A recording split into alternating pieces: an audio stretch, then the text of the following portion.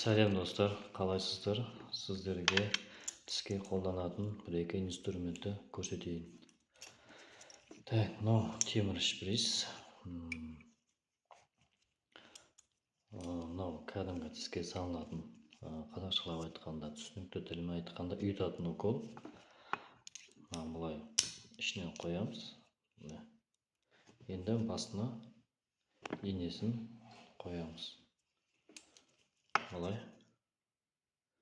Ашылмаған әлі.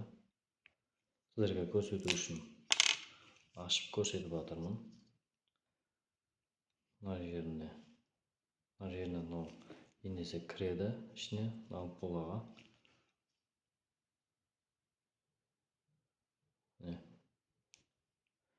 Мынаны былай кәдімгідей бүйтіп бұраймыз.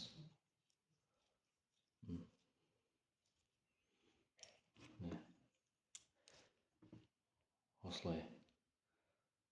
Қаппағын аламыз. Осылай бүйтіп укол салынады тіске.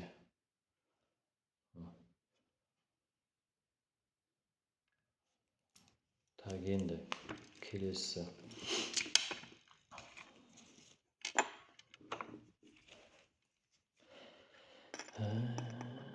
Мынау бор. Тістің шіріген жерін тазалайтын, оятын бор. Көрініп отыр ма сіздерге? Бор. Одан кейінгісі. Мынау файлдар. Бірінші, әркімнің тістерінің әртүрлі каналдары болады.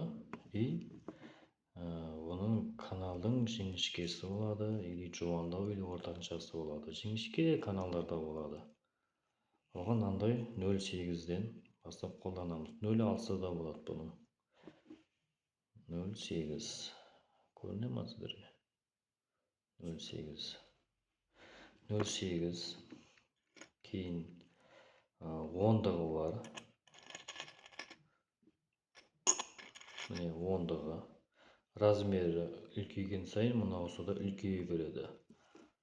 Сол кезде мен былай ішін жаңағы жіңішке каналын размерін үлкейткен сайын ішінің каналы да үлкейе береді. Сол арқылы бүйтіп үлкейтеміз. 10-дық, сосын 15-дік бар, 20-лық бар, 25-дік бар, кейін 30-лық бар и 35-дік бар. 35-дік бар и 40-дік бар. Ең үлкені 40-дік. 40-дік бар. Соңғысын 40-дікпен ішін тазалаймыз.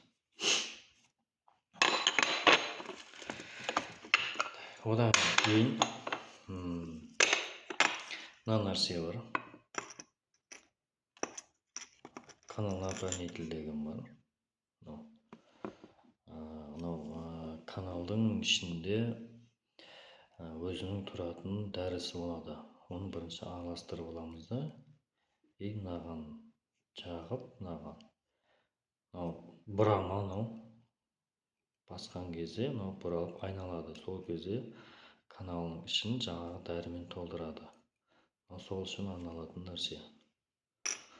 Одан кейін пломбылап болғаннан кейін, бәрін біткеннен кейін, бататын жерін, биік жерін алып болғаннан кейін, мынау диск деп аталады. Сыртын полировкалейміз. Тістің пломбының сыртын біткеннен кейін полировка жасаймыз. Сонда беті жылтырап тегіс болып шығады. Егер сіздерге видео ұнаған болса, каналымызға жазылып, лайк басып қойыңыздар. Сау болыңыздар.